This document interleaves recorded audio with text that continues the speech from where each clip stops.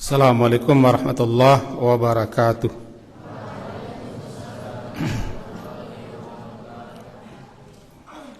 Bismillah walhamdulillah wassalatu wassalamu ala rasulillah.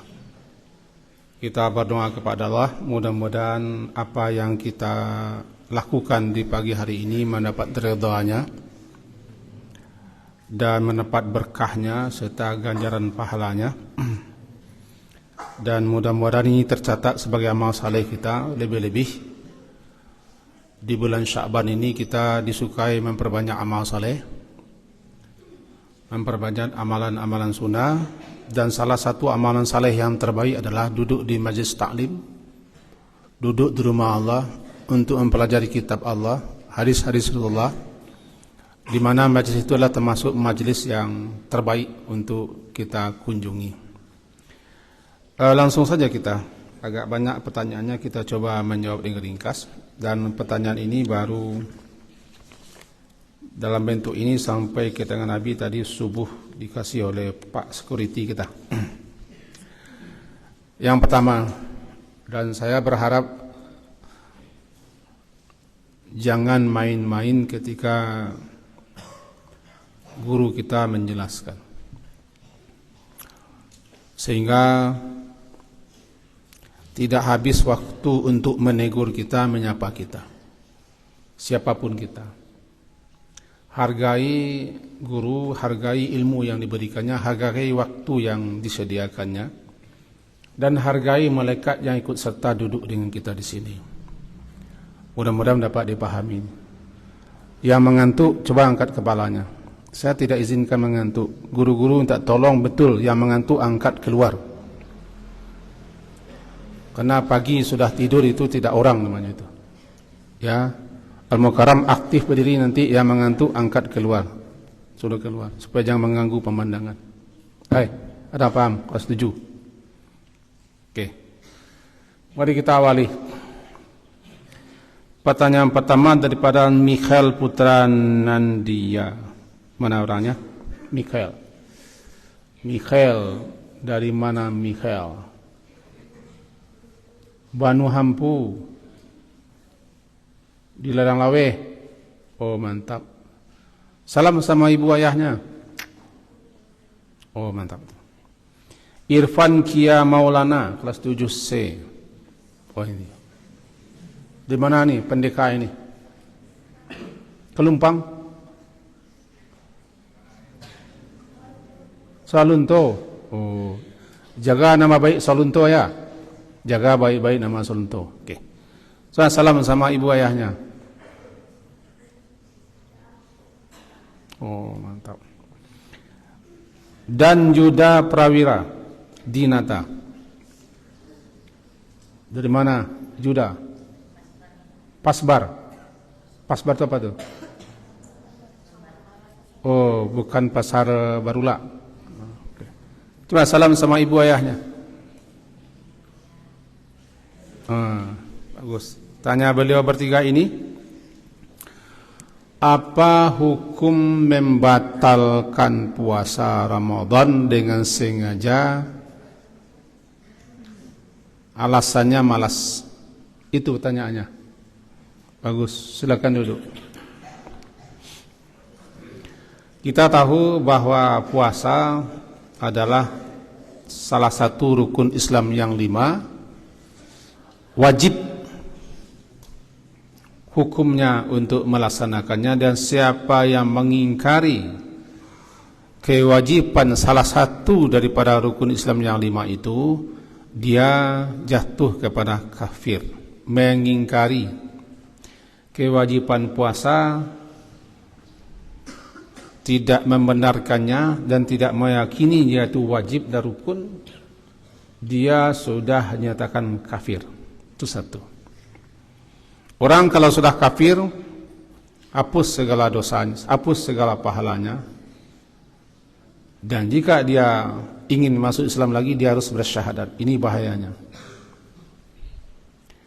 Yang ditanyakan di sini tidak puasa atau malas berpuasa, tapi tidak mengingkari kewajibannya, cuma lantaran malas.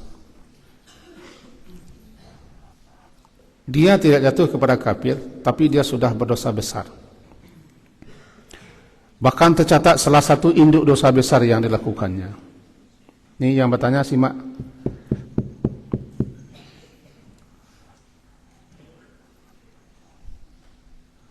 Man aftara yauman min ghairi illatin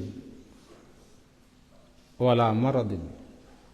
Siapa yang membatalkan puasanya, yakni puasa wajib, puasa Ramadan, tanpa ada ilat, alasan atau uzur yang dibenarkan menurut syariat, juga tidak sakit dan lain sebagainya, yauman, agak satu hari saja, lam yakdihi, dia tidak akan bisa membayarnya, mengqadanya sepanjang masa, walaupun dia mampu untuk puasa sepanjang masa. Ini hadis Bukhari ini.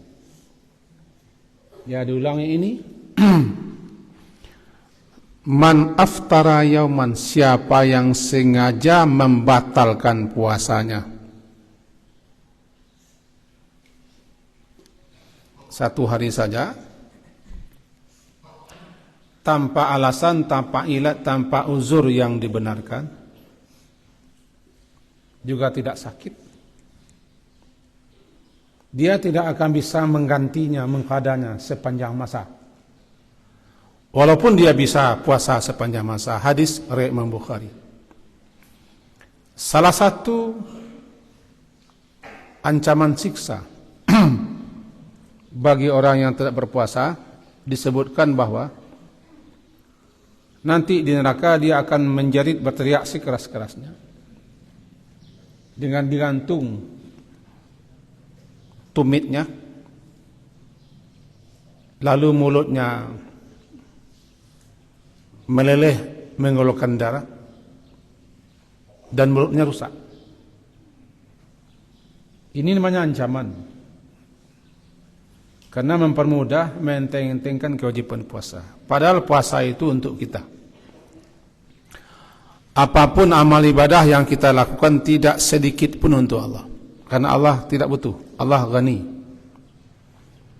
Allah kaya, Allah tidak berhajat, Allah tidak butuh kepada ibadah kita. Kita yang butuh kepada Allah. Antumul fuqara ilallah. Kalian itu yang butuh, yang berhajat kepada Allah. Allah tidak butuh kepada kalian. Ini bagus pertanyaan 3 orang ini. Mudah-mudahan dapat dipahami. Jangan coba-coba bagi orang yang sudah baligh, berakal, sengaja membatalkan puasa tanpa alasan, apalagi hanya malas, tidak akan mampu kita membayarnya.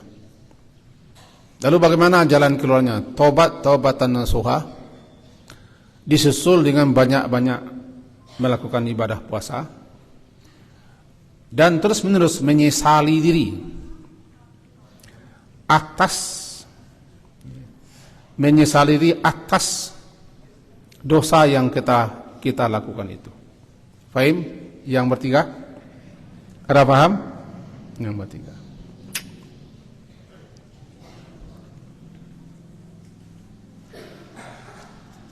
Yang kedua, Muhammad Al-Ghifari, kelas 7F.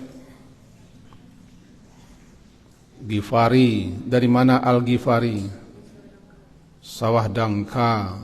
Di mana sawah Dangkanya? Itu dekat Mualimin. Coba salam sama ibu ayahnya. Oh, mantap. Lutfi Khairul. Dari mana ini? Padang Kudo, Singgalang.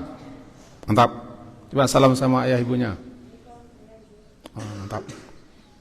Tanya beliau berdua ini, apakah sesudah salam, mana nih? Bagaimana cara memandang guru dengan pandangan yang memuliakan guru itu? Itu tanyanya. Hebat, bagus. Silakan duduk. Ini untuk kita bersama barangkali ini. Bagus pertanyaannya, walaupun pertanyaannya tidak berkaitan dengan puasa. seorang murid kepahamannya terhadap ilmu dan berkahnya ilmu itu diperdapat dengan adabnya kepada guru. Banyak ulama menyebutkan yang menentukan anak itu berkah ilmunya, tidak berkah ilmunya, paham dan tidak pahamnya, sejauh mana penghormatannya, adabnya kepada gurunya. Keberhasilan murid mendapatkan ilmu, tentu saja ilmu syar'i lebih 60% tergantung kepada adab kita kepada guru. Itu makanya adab lebih didulukan daripada ilmunya. Ya. Bagus tanya beliau. Adab lebih dinomor satukan daripada ilmunya. Karena kalau kita tidak beradab kepada guru, ilmu kita peroleh daripada guru. Kenapa kita tidak paham-paham, tidak mengerti, malah makin bengal, makin susah diatur? Barangkali adab kita, penghormatan kita, pengagungan kita kepada guru yang tidak selesai. Beda dengan orang tua. Orang tua kewajiban kita mematuhinya, karena orang tua. Kalau guru, kewajiban kita menghormati, memuliakan. Guru mengajari kita, orang tua mengasuh kita, berbeda. Ya.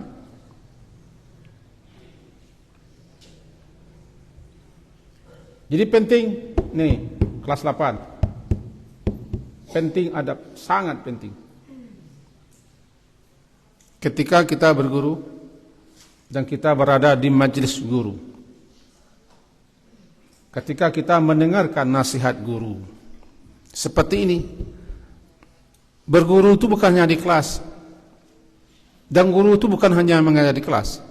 Guru adalah orang yang daripadanya kita dapat pelajaran dan pengajaran ilmu pengetahuan, langsung atau tidak langsung.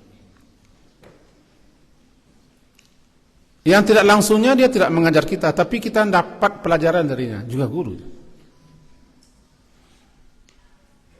Ya, juga guru namanya. Kalau kita menyepelekan peranan guru, fungsi guru, pengaruh guru, tidak akan dapat ilmu. Lebih-lebih ilmu itu ilmu yang wajib kita pelajari, fardu ain, itu ilmu syar'i. Ilmu terbagi dua. Pertama, ilmu yang sifatnya fardu ain, kewajiban setiap kita, yaitu ilmu tentang pokok-pokok dasar-dasar agama ini. Itu rukun iman dan rukun Islam serta cabang-cabangnya. Kalau ilmu keduniawian ini namanya fardu kifayah. Fardu kifayah namanya. Nah, sekarang tanya daripada dua orang ini. Pertama dari Saudangka, yang kedua dari mana tadi? Parangkudo. Untuk kita semua. Lalu bagaimana cara melihat guru untuk memuliakannya? Pertama, jika kita berada di ruangan guru, di majelis guru, di tempat di mana guru mengajar kita, maka perhatikan guru. Tidak melihat guru, perhatikan guru. Melihat berbeda dengan memperhatikan. Ada orang melihat tapi tidak memperhatikan. Ada yang memperhatikan walaupun tidak melihat. Itu makanya berbeda dalam bahasa Arab antara nazar dengan ru'yah. Perhatikan, fokus kepada apa yang disampaikan guru. Yang kedua, menyimak, mendengarkan. Jangan bicara ketika guru memberikan pelajaran dan nasihat.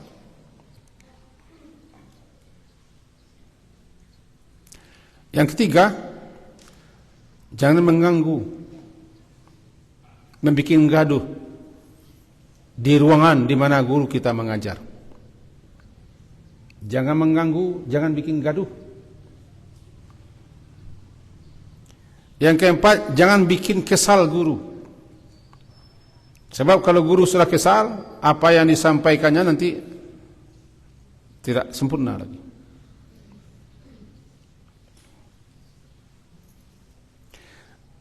Jangan bergelut, bermain, berkelakar, bercanda, ketawa-ketawa, senyum-senyum ketika guru menjelaskan.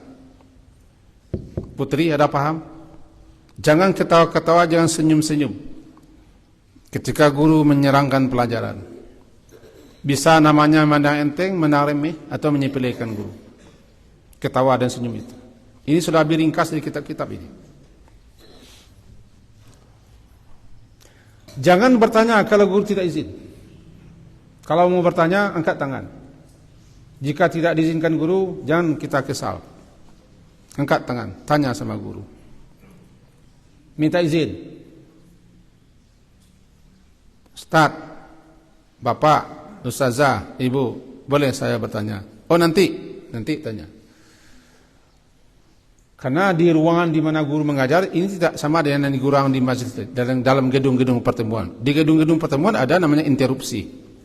Dipotong-potong saja orang.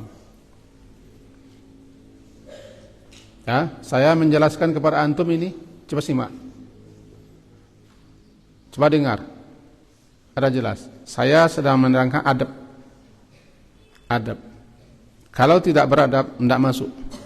Jangan ke sini. Ke sini, jangankan ke sini tidak masuk, apalagi ke sini. Makanya kalau ingin belajar, ingin berguru, siapkan diri, siapkan segala sesuatunya, preskan badan. Sebab kalau ketika guru menerangkan kita mengantuk, kita tidur, kita main-main, dah tidak masuk. Umpama saja kita duduk di situ.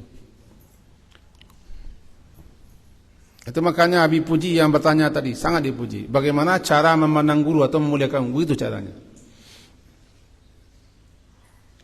Bahkan Imam Syafi'i, dia tidak mau membalik helaian kertasnya. Kalau dibaliknya helaian kertasnya, dibaliknya lambat-lambat supaya jangan terdengar bunyi kertas berbalik itu di hadapan gurunya.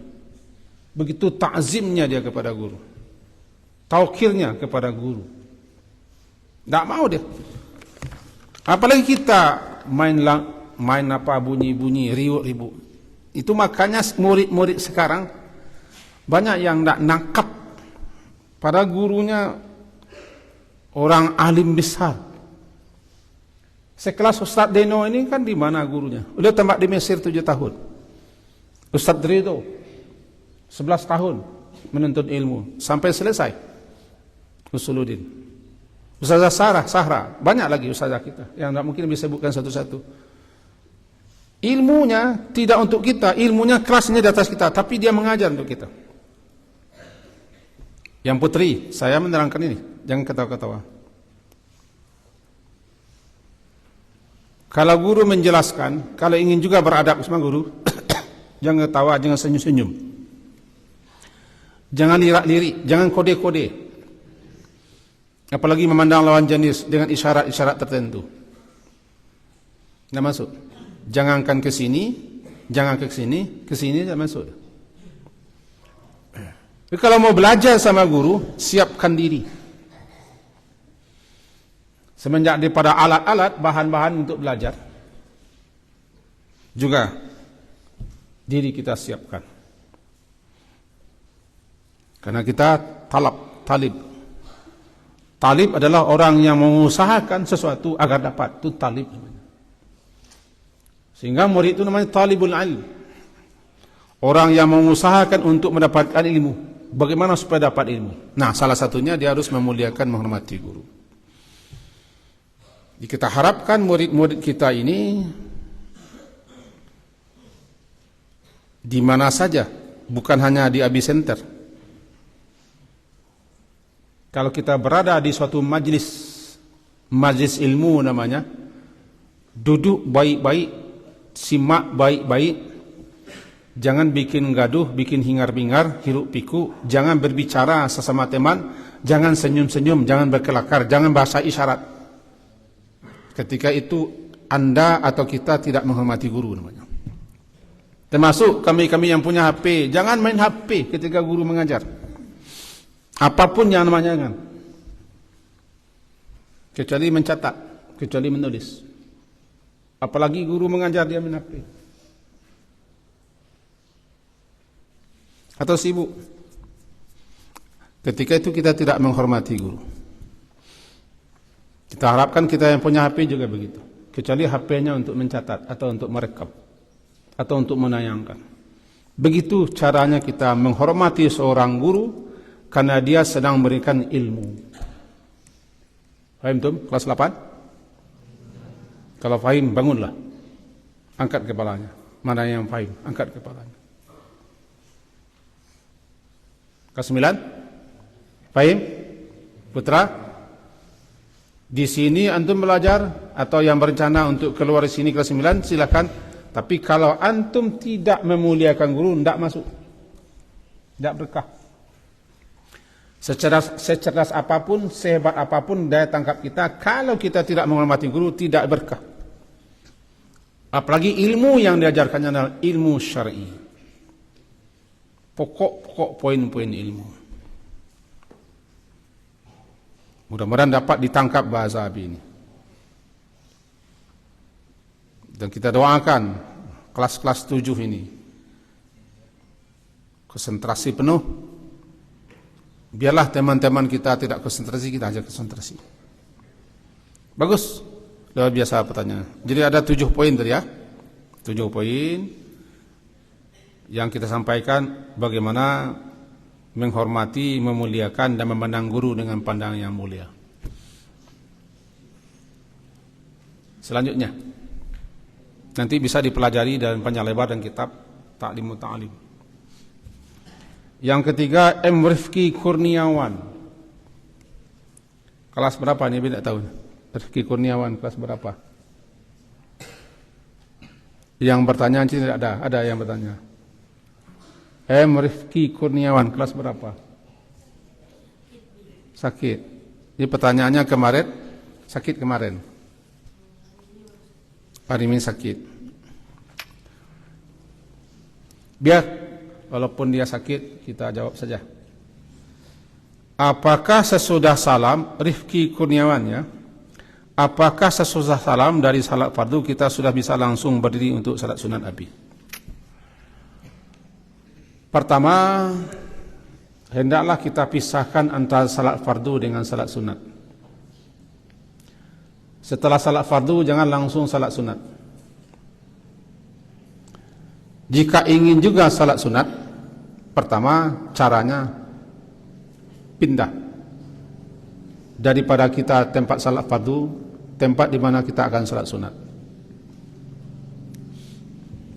Pindah tempat. Atau pisahkan dengan zikir doa-doa. Sebaik-baik tempat pindah setelah salat fardu adalah ke rumah. Karena salat sunat itu lebih baik di rumah. Tapi kalau tiba di rumah tidak salat, tidak baik. Kebiasaan antum ini yang harus dibuang jauh-jauh. Setelah salat berdiri, pindah ke belakang. Setelah salat itu duduk di tempat kita salat untuk berzikir.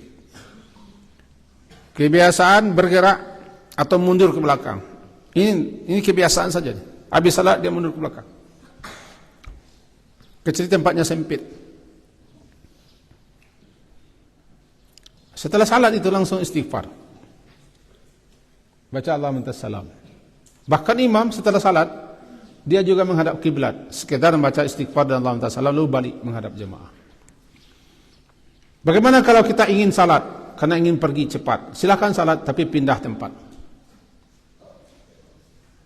Ada guru-guru kita yang ingin juga tugas misalnya, ingin berangkat, model Abi, kadang-kadang ingin cepat pergi, ingin berangkat, ingin ada urusan, ya habis salat, ingin salat lagi, pindah tempat, pisahkan, atau ke rumah, atau berzikir sebentar, sudah salat. Karena tidak baik. Bahkan ada ulama mengatakan dimakruhkan untuk menyambung salat wajib dengan salat sunat. Bagus tanya Rifki Kurniawan ini. Paling kurang duduk sebentar di tempat salat fardu. Sekedar membaca istighfar 3 kali, astaghfirullah, astaghfirullah, astaghfirullah. Kemudian Allah mentassalam. Mau salat juga, pindah tempat, memperbanyak saksi namanya. Lebih-lebih bagi imam, jangan dia salat di tempat dia salat. Nanti orang menyangka dia masih jadi imam. Bagus, tanya Rifki. Mudah-mudahan ada faedah. Yang keempat, M. Arkhan Al-Faridi 7A. Arkhan. Itu. Dari mana Arkhan? Balingka. Bakelok jalan ke Balingka. Bukit Tinggi Kota Ragam, mendaki jam-jam 42. Bagus. Balingka. Di mana Balingka? Oh ya. Tanyanya, ada ibu bapaknya? Coba salam. Bagus. Ana pernah mendengar bahwa pada mula Ramadan setan-setan dirantai atau diikat. Kenapa hanya setan saja? Bagaimana dengan bangsa jin? Oh bagus, hebat. Silakan duduk. Silakan duduk Arkhan. Dalam hadis memang begitu. Dibuka pintu surga, ditutup rapat pintu neraka, dibelenggu atau dirantai setan. Ada sekian hadis yang jadi dalil. Sekarang setan dan jin. Setan itu adalah jin. Ya. Allah juga menciptakan makhluk yang berbeda dengan kita manusia, namanya jin.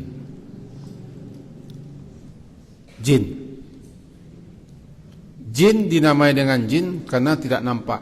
Arti jin itu tidak nampak. Kalau ada orang menampak jin, itu bukan jin. Sebab kenapa dia dinamakan dengan jin? Karena tidak nampaknya. Sama dalam Quran namanya jan. Nanti juga jinnah. Jin Allah ciptakan juga sama dengan kita, bersuku-suku, berbangsa-bangsa. Laki-laki dan perempuan juga punya keturunan jin. Jin juga bertempat tinggal, berkampung-kampung. Bahkan jin ada yang tinggal di sekitar kita manusia.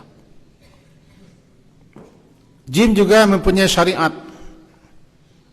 Bahkan Nabi Muhammad diutus untuk kalangan manusia dan juga jin untuk berdakwah. Jin ada yang muslim, ada yang kafir. Ada yang taat, ada yang maksiat. Ada yang jahat, ada yang baik. Jin-jin jahat, jin-jin durhaka, jin-jin pembangkang, namanya setan. Bisa dipahami? Jadi setan adalah jin-jin yang jahat, jin-jin yang bangkang, jin-jin yang kafir, jin-jin yang durhaka. Bernama dia setan. Secara bahasa setan artinya jauh atau menyalahi. Maka dikatakan dia setan karena dia jauh daripada kebenaran, menolak kebenaran, menentang kebenaran, menjauhkan orang daripada kebenaran, namanya setan. Untuk itu siapa saja yang jauh daripada kebenaran, menentang kebenaran,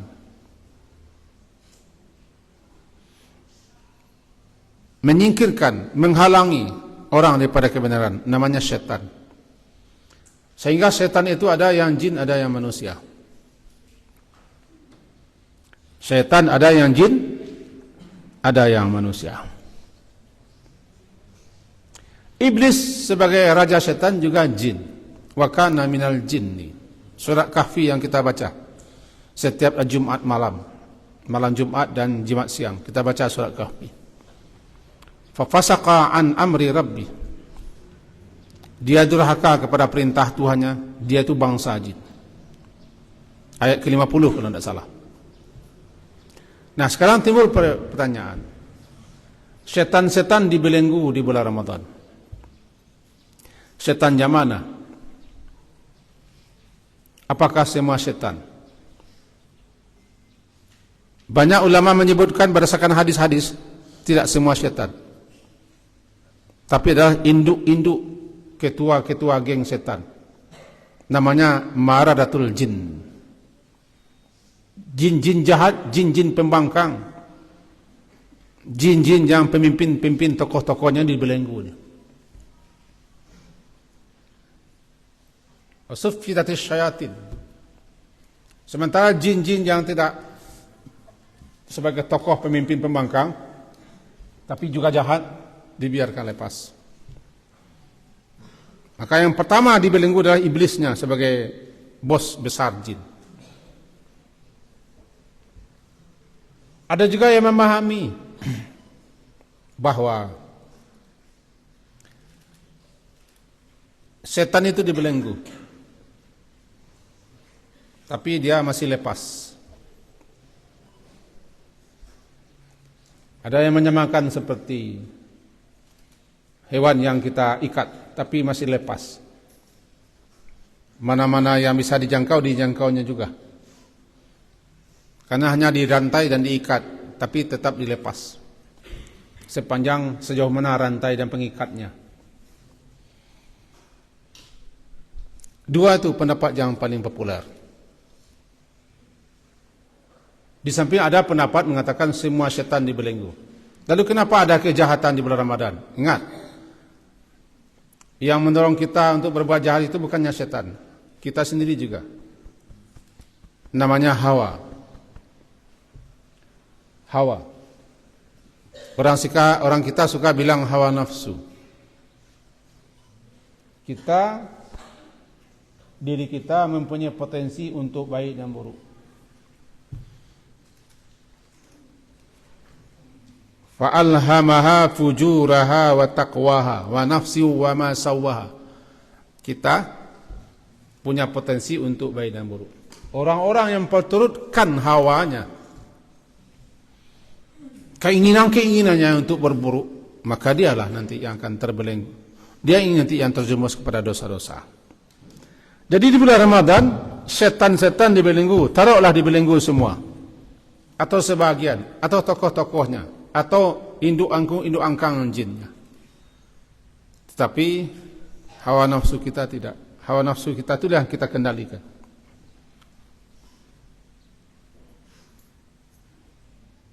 Kita waspadai. Karena sifat hawa itu pantang. Kalinteng kita orang. Nafsu tak kenyang-kenyang. Nabi mengajarkan kita doa, Allahumma inni a'udzubika min qalbin la yakhsha' wa min ilmin la yanfa' wa min du'an la yustajab. Termasuk wa min nafsin la tashba', daripada nafsu yang tak kenyang-kenyang, yang tak puas-puas. Yang makan banyak itu nafsu. Itu jadinya. Nah, kembali kita kepada pertanyaan siapa tadi? Si Arkan. Apakah jin tidak diikat? Setan itu jin. Ingat, tetapi tidak semua jin setan. Sama dengan manusia. Tidak semua manusia ada yang setan. Manusia-manusia yang bangkang, manusia-manusia yang durhaka, manusia-manusia penghambat, penghalang, penentang, memusuhi kebenaran, itu setan. Wa idza khalau ila syayatinihim qalu inna ma'akum. Apabila mereka kembali kepada setan-setan mereka, bersua-sua, bertemu-temu, memencilkan diri bersama-sama setan mereka. Siapa setan-setan mereka? Tokoh-tokoh. Dalam surat Baqarah, kalau ada murid Abi Center yang dapat ayat ini, barangkali tidak pandai baca ayat, tidak hafal. idza khalau ila syayatinihim, khala menyepi, bertemu, bersua, berkumpul lagi dengan syayatin, setan-setan mereka. Siapa setan-setan mereka? Tokoh-tokoh, pemimpin-pemimpin, kawan-kawan mereka yang berada dalam kesesatan, berada dalam kebangkangan, kedurhakaan dan kekufuran, disebut dengan setan. Maka manusia ada yang setan. Wa kadzalika, seperti itulah, ja'alna likulli nabiyyin aduwan, kami jadikan bagi setiap nabi dan pengikutnya ada musuh-musuh daripada kalangan setan dan jin, setan dan manusia. Surat Al-An'am surat ke-6 ayat 112. Maka manusia ada yang setan. Manusia yang mana? Manusia yang bangkang, yang engkar, yang derhaka, menentang kebenaran, menghambat kebenaran. Di Indonesia sedang banyak setan berterbangan, berkeliaran. Bahkan ada setan yang sekarang sedang berulah di Indonesia. Banyak ulah setan di Indonesia. Setan yang manusia tidak diikat. Ini pertanyaan siarkan bagus. Keringkasannya adalah jin makhluk sama dengan kita, dia juga punya taklif, juga diberi tugas-tugas sama dengan kita. Bedanya kita tidak bisa melihat jin dan jin bisa melihat kita. Dalam Quran itu. Jin juga punya keturunan, dia juga punya anak. Bahkan iblis pun punya anak keturunan. Dia tinggal berkelompok-kelompok sama dengan kita. Bahkan ada yang tinggal di lingkungan kita kaum muslimin. Bahkan di rumah kita ada jin-jin. Jin-jin yang jahat, yaitu setan, suka tinggal di tempat-tempat gelap, di WC, di semak-semak belukar, di tempat-tempat pengap, di got-got. Ini dia. Makanya got kita bersihkan. Di got-got, di tempat-tempat yang tidak ada cahaya, pengap, busuk dan bau. Jangan suka menumpuk kain, pengap pula lagi. Bukan hanya nyamuk yang banyak, barangkali juga ada jin di situ. Jin ada yang muslim, ada yang kafir. Tidak semua jin setan, sebagaimana tidak semua manusia setan. Ya, bisa dipahami Arkhan, bagus. Yang kelima, Bapak Nesri. Oh, ini pertanyaan beliau untuk kita semua ini. Tidak usah kita suruh beliau berdiri, segan kita. Ada Bapak Nesri hadir? Ada ya?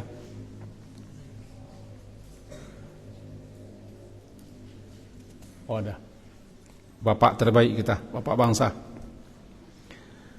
Kata beliau, guru bahasa Inggris, menjelang bulan Ramadan biasanya ada tradisi warga masyarakat di daerah saya yang istilahnya menjemput Ramadan. Ada juga istilah namanya mengantar Ramadan. Acara menjemput Ramadan biasanya dilakukan 3 hari menjelang Ramadan masuk. Acaranya berbentuk tahlilan di rumah, itu di rumah-rumah warga, setelah melakukan ziarah kubur. Kemudian setelah Ramadan berlalu, ada namanya mengantar Ramadan. Acaranya juga 3 hari di awal bulan Syawal. Apa hukumnya menurut pandangan Islam tentang hal tersebut? Terima kasih Ustaz Nasri. Mudah-mudahan bermanfaat untuk kita. Ibadah, apapun ibadah itu, bukan bikinan kita. Perempuan bisa mendengar saya, jangan ketawa-ketawa, cekikikan, bergelut. Pas di muka ibu adik manusianya, di baris kedua. Tadi sudah dibilang, kalau guru kita bicara, jangan ketawa, jangan bergelut, jangan mengguyu teman-teman. Walaupun abangnya ada di depan, abang dapat besar. Ibadah, apapun bentuk ibadah, bukan wewenang manusia untuk membikinnya, membuat-buatnya, menciptakannya. Baik ibadah itu sendiri, tata caranya, bacaannya, bilangannya, tempatnya, waktunya, itu bukan urusan kita manusia. Bahkan Nabi Muhammad pun tidak layak membuat ibadah. Itu pertama yang harus dipahami. Yang menyuruh kita beribadah adalah Allah, karena kita memang diciptakan agar kita beribadah kepada Allah, taat patuh tunduk kepada Allah. Maka dia juga yang menurunkan bagaimana mestinya kita beribadah kepada Dia. Lalu diutus Rasul untuk itu, dan diturunkan kitab suci sebagai pegangan dan pedoman untuk itu. Orang yang membikin ibadah, tata caranya, waktunya, tempatnya, bilangannya, dan hal-hal yang berkaitan itu, dibikin-bikinnya pula ibadah tertentu untuk menyamai ibadah yang sudah ada. Ini disebut dengan bid'ah. Atau diambilnya ibadah yang sudah ada, amalan yang sudah ada, diambilnya, dipasangkannya di tempat lain, dipakainya dalam acara tertentu yang tidak ada pembolehannya oleh syariat, tidak ada dalilnya. Ini disebut dengan bid'ah. Dasarnya kita alas itu. Siapa yang berani membuat ibadah, dia sudah menandingi Allah. Siapapun dia. Karena kita tidak wewenang kita menciptakan ibadah. Kita hanya beribadah. Meningkatkan mutu ibadah, memperbanyak ibadah yang telah ditetapkan. Tidak boleh menambah, mengurangi, menyimpangkan, atau mengganti. Atau malahan membuang ibadah, kita buat yang baru. Ini yang disebut dengan bid'ah. Cuman orang kadang-kadang khilafiyah, perbedaan pendapat ulama, dianggap juga bid'ah. Ini masalah. Sehingga orang berbeda dengan dia dalam berbuat ibadah, dianggapnya bid'ah. Ini barangkali orang-orang yang memang pahamnya sampai di situ. Nah, khusus menjelang Ramadan, kita disuruh berbekal sebelum Ramadan masuk. Bekal yang paling utama adalah ilmu. Ilmunya dulu. Juga dianjurkan kepada kita untuk taubat dan istighfar sebelum Ramadan masuk. Dan banyak latihan di bulan Sya'ban. Latihan puasa, latihan beramal dengan amalan-amalan yang sudah disyariatkan, termasuk banyak puasa, membaca Quran, berdoa dan berzikir. Sekaligus kita memohon kepada Allah agar kita disampaikan kepada bulan Ramadan.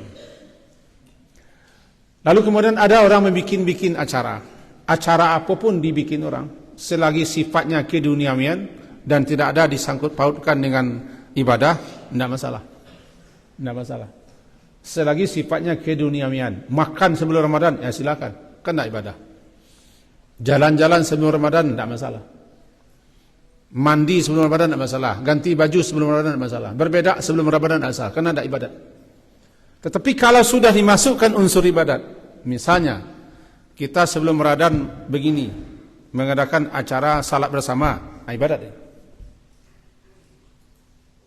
Salatnya ibadat, tapi dibikinnya salat sunat, sekian hari menjelang Ramadan. Salatnya tidak salah, cuma dia membikin salat itu di tempat yang tidak diizinkan atau tempat yang tidak ada sunnahnya, baru salah dia. Begitu juga nanti bacaan-bacaan lain, ibadah-ibadah lain, doa-doa lain, atau acara-acara lain yang memang tidak ada disyariatkan, yang tidak ada dikerjakan Nabi dan Rasul, Nabi, sahabat, oleh para ulama. Diadakanlah nanti acara-acara yang menyerupai agama, ibadat. Lalu dianggap orang itu bahagian yang harus dikerjakan. Di sini kita nanti terperosoknya kepada perbuatan yang tidak ada dasarnya, jangankan berpahala malahan berdosa. Dikhawatirkan itu perbuatan bid'ah. Samalah dengan berlimau sebelum puasa. Boleh pakai limau. Berapapun limau yang akan dipakai, pakailah. Berapapun limau yang akan dimakan, makanlah, asal tidak dicuru saja. Berlimau itu kan istilah.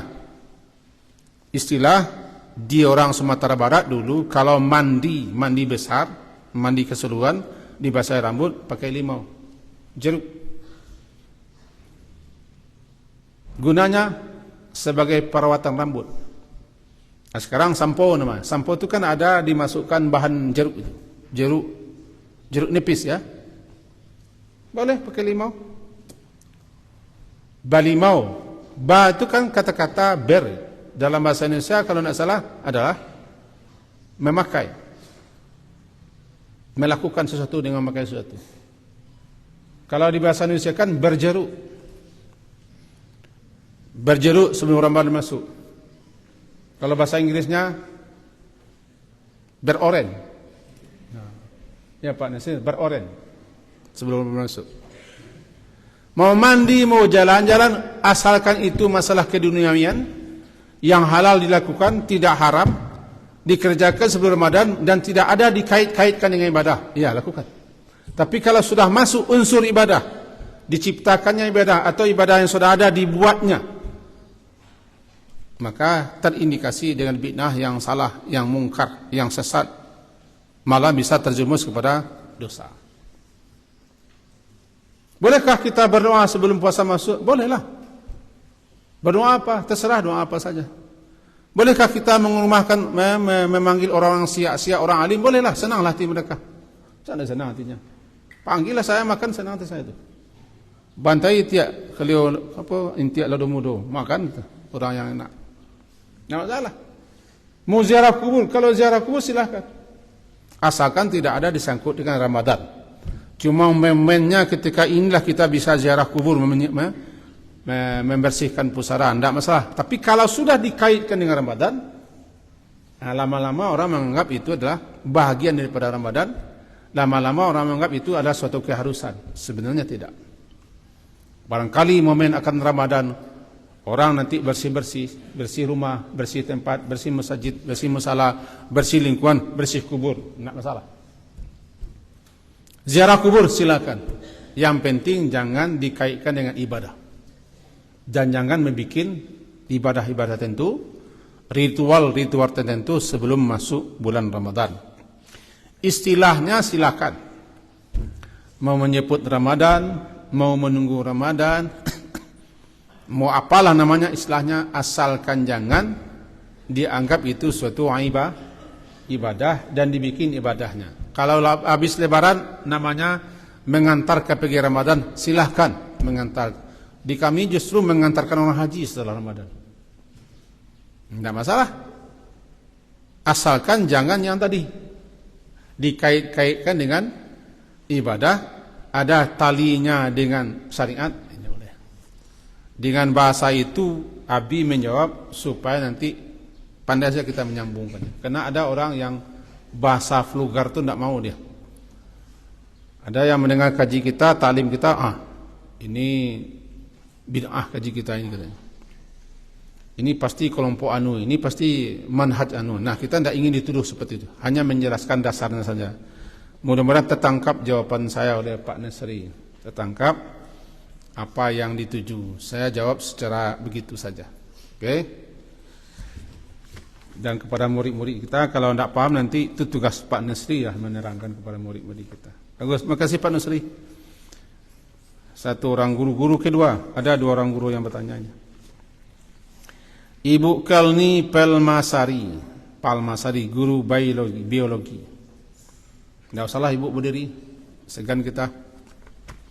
Mana anak-anak yang tidak tahu nanti kenalan dengan ibunya. Ibu Kalni Palmasari.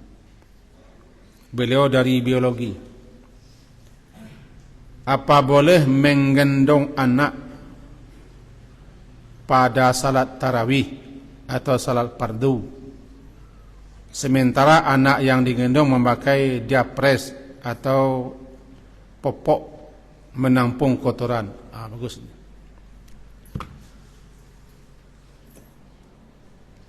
Anak-anak yang kecil apalagi yang belum masih bayi,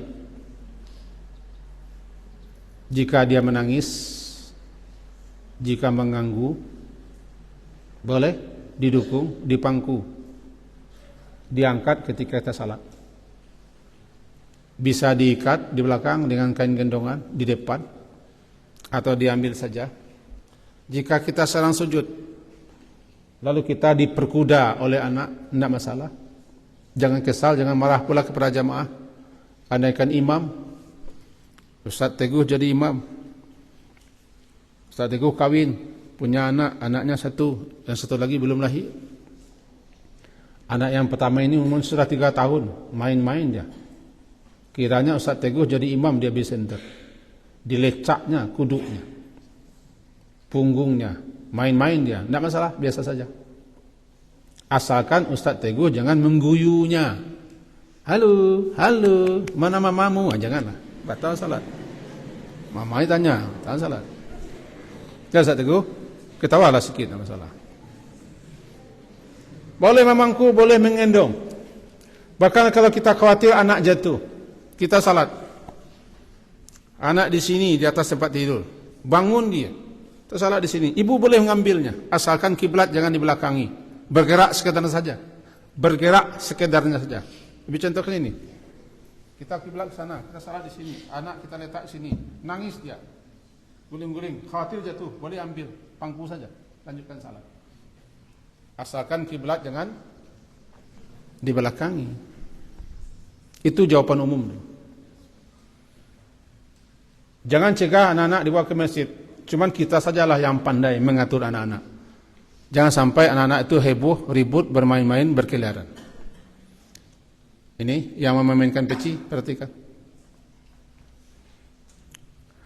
Lalu bagaimana anak itu kalau dia pakai popok? Popok itu apa namanya? Pampres. Bukan pempres. Pakai popok. Kalau diduga semenjak awal memang sudah pakai isi juga, misalnya ooknya atau pipisnya, sudah semula sudah terasa baunya, jangan bawa salat. Selesaikan anak itu dulu. Atau tinggalkan, atau biarkan yang lain mangkunya, jangan dibawa. Jangan kasih sama papanya. Anak pakai ook, papanya sudah benci juga melihat ook.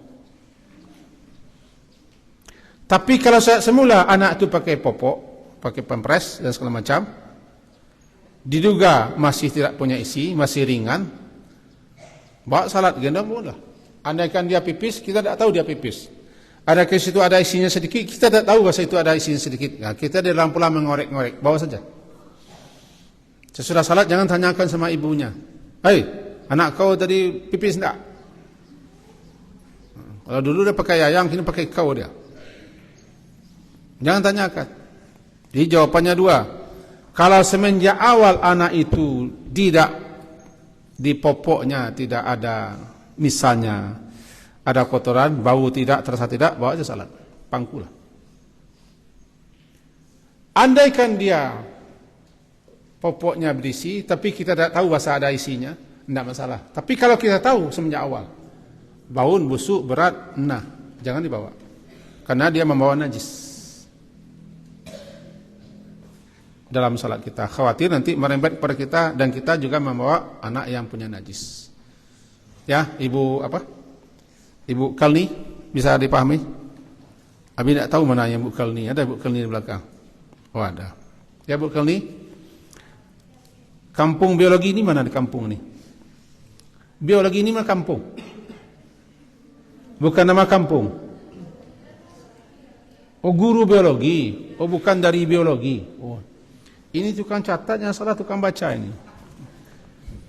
Oh biologi ya. Okay. Florencia Tridarzalino. Florencia Tridarzalino. 7J. Florencia. Dari mana Florencia? Bukit Tinggi. Hah? Febi. Kerinci. Wih, ini Kerinci ya, Florencia Kerinci. Halo, selamat sama ibu punya. Halo, ibu. Ini anak kita Florin dari Kerinci. Renata Octavia. Renata. Oh, itu sama? Dari Kerinci juga? Di mana di Kerincinya? Rawamangun. Kayu Aro. Nanti bawah teh sini ya. Teh Kayu Aro. Mantap ini. Luar biasa ini. Kita nanti lebaran ke sana ya, Ustaz. Kerinci. Tanya beliau berdua, si Florent dan Renata, jika kita sedang berpuasa, kemudian ada teman kita yang usil memasukkan makanan ke dalam mulut kita, lalu tertelan, apakah batal puasa kita? Teman itu setan. Karena dia mempermainkan orang yang sedang melaksanakan ibadah wajibnya, rukun Islam. Setan itu. Silakan duduk. Orang sedang beribadah, kalau antum mengganggu, sedang salat, sedang puasa, sedang berdoa, sedang berzikir, diganggu dia, antum itu setan. Ada jelas?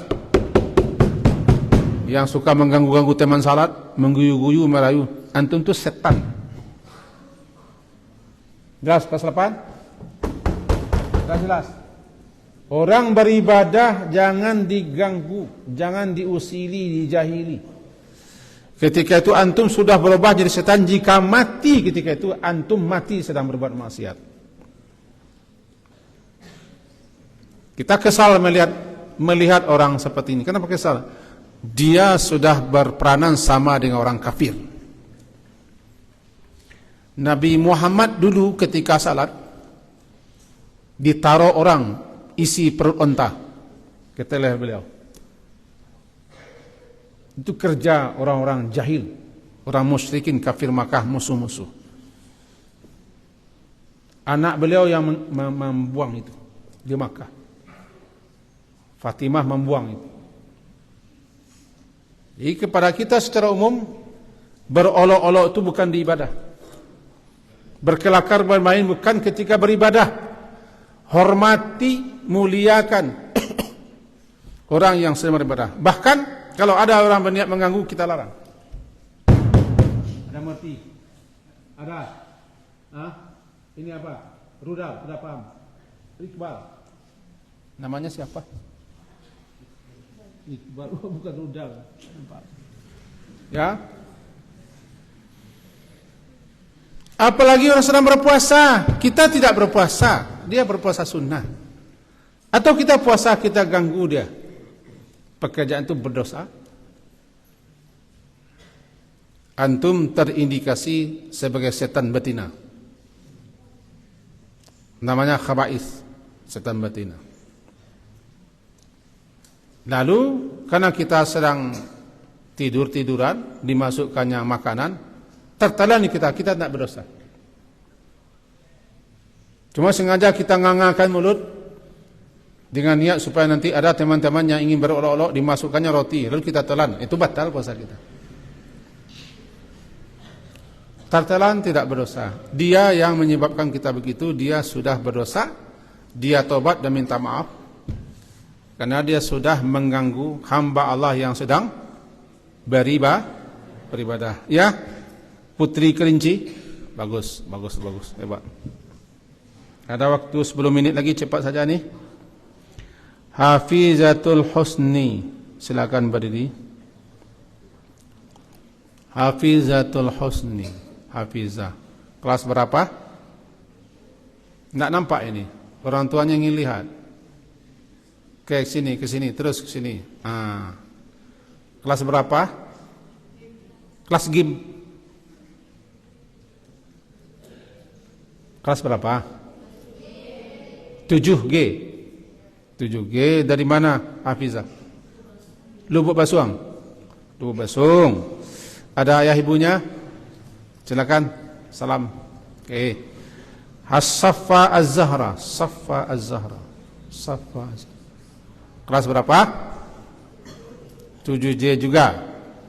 Dari mana ini? Dari India? Ya tidak jelas. Tidak jelas. Dari mana? Kamang Hilir. Sekampung kita ini. Tanya, ada salam sama ayah ibunya.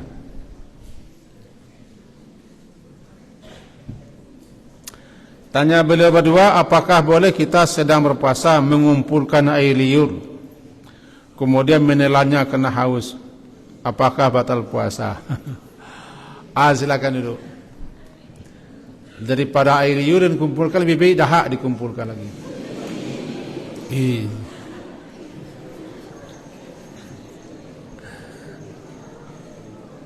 Kalau tertelan air liur tidak masalah. Banyak bicara karena kita ngomong atau kami sebagai guru bicara, pasti kesat tertelan, tidak mungkin diluahkan. Tapi sengaja mengumpulkan air liur itu sudah lain niatnya. Mengeluarkan sisa makanan sahur, sendawa keluar biji-biji yang kita makan atau rimah atau sisa makanan, sendawa itu dikeluarkan karena dia sudah lewat mulut. Tahu sendawa? Bikin sendawa, keluarlah sisa yang makanan sahur tadi, dibuang, jangan ditelan lagi karena dia sudah lewat mulut. Atau mengumpulkan sisa-sisa makanan di gigi. Ada masih tersisa-sisa di sini makanan sahur kita. Kita telan tidak boleh, ludahkan. Karena namanya sudah menelan. Mengeluarkan air liur dikumpulkan sama dengan itu. Sebaiknya jangan lakukan itu. Jangan ingatan kepada air liur. Karena kalau ingatan kita ke situ, kita akan ingatan kita ke situ, pikiran kita ke situ terus. Jadi inti jawabannya tidak boleh. Rusak dan bahkan batal puasa karena ada niatnya untuk minum. Walaupun yang diminum itu ada air liur sendiri. Niatnya itu yang menyalahkan. Niatnya itu yang tidak benar. Ya, tidak panjang jawabannya, Hafizah. Ya, Hafizah? Oke. Azira Aisyah Kifli. Azira Aisyah Kifli 7H. Azira, dari mana Azira? Pekanbaru. Payakumbuh. Payakumbuh di mana? Payakumbuh. Parak Jua, Parak. Ada yang bantu? Siapa? Payakumbuh. Parangtarok. Padang Jangka. Oh ya. Padang Jepang. Padang Jangka. Oh, Tiaka. Kalau Padang Jepang habis itu dulu. Di Darul Funun. Padang Jepang. Habis pesantren habis itu dulu. Dari siapa namanya tadi? Azira. Coba salam sama ibu bapaknya. Tanyanya apakah boleh kita meninggalkan salat tarawih, apalagi sudah di penghujung Ramadan, orang sudah mulai lengang. Itu. Silakan duduk. Salat tarawih itu termasuk salat sunat malam. Salat tarawih termasuk salat sunat malam. Bahkan diriwayatkan Nabi dulu mengerjakannya di tengah malam. Malah ada ulama yang mengatakan salat tarawih itu salat malam biasa. Tiba di Ramadan namanya tarawih. Kalau tiba di bangun tidur namanya tahajud. Atau qiyamul lail atau salatul lail. Jadi ada pendapat-pendapat yang mengatakan begitu. Nah, sekarang hukumnya. Hukum tarawih sunat. Baik berjamaah atau persendirian. Kita disukai berjamaah. Tapi tidak sama hukumnya dengan salat fardu. Salat fardu wajib kita laksanakan. Bahkan lebih tinggi penekanannya salat berjamaah untuk salat fardu dibanding dengan salat tarawih. Yang tidak salat tarawih tidak batal Islamnya. Dia tidak melanggar rukun Islam. Rukun Islam tidak dilanggarnya. Cuma dia sudah melewatkan sekian keutamaan dan fadilah daripada salat di bulan Ramadan. Karena termasuk man qama ramadhana, siapa yang bangun di malam hari dan mengisi malam-malamnya untuk beribadah kepada Allah, iman dan ihtisab karena harap reda Allah, diampunkan dosanya.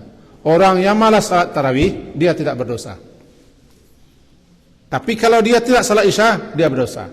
Anehnya, orang ramai di salat tarawih, salat isya tidak. Orang ramai di salat tarawih, salat maghrib tidak. Jadi lebih utama baginya tarawih daripada maghrib berjamaah dan isya berjamaah. Jadi jawabannya tidak berdosa, tidak salah, cuman kehilangan sekian banyak fadilah. Ya, kehilangan sekian banyak fadilah, keutamaan, keistimewaan di bulan Ramadan. Tinggal satu lagi, tanggung ini. Putri kelas 11, Putri Handayani, Putri. Ada Putri?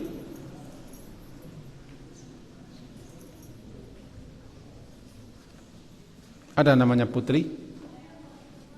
Hah? Putri saja? Atau semua putri kelas 11? Berarti ini manusianya tidak tiba di laki-laki, tidak gentleman namanya.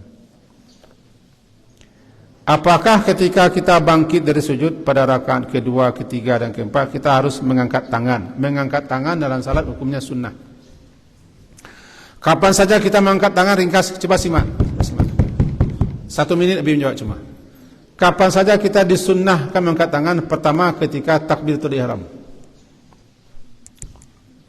Kedua ketika akan rukuk. Ketiga bangkit dari rukuk. Kemudian bangkit daripada rakaat kedua kepada rakaat ketiga. Itu yang disunnahkan kita mengangkat tangan. Jadi kalau bangkit daripada rakaat pertama kedua tidak ada angkat tangan. Rakaat ketiga keempat tidak akan angkat tangan. Maka pertanyaannya, bangkit dari sujud pada rakaat kedua menuju rakaat ketiga, angkat tangan. Tapi pada rakaat ketiga ke rakaat keempat tidak mengangkat tangan. Hukum sunnah. Tidak diangkat tangan, apakah batal salat? Tidak batal salat. Sah salat, sah. Cuma kita tidak mengamalkan sunnah salat, kehilangan fadilah dan keutamaan. Sekian saja yang bisa dijawab. Semoga bermanfaat dan berfaedah karena waktunya sudah habis. Kita doakan kepada kita semua, lebih-lebih anak-anak kita, setiap ilmu yang disampaikan oleh guru-gurunya berfaedah, membawa berkah. Amin. Diakhiri dengan subhanakallahumma bihamdika, asyhadu an la ilaha illa anta, astaghfiruka wa atubu ilaik. Wassallallahu ala Muhammadin wa ala alihi wa ashabihi jama'in. Alhamdulillah. Assalamualaikum warahmatullahi wabarakatuh.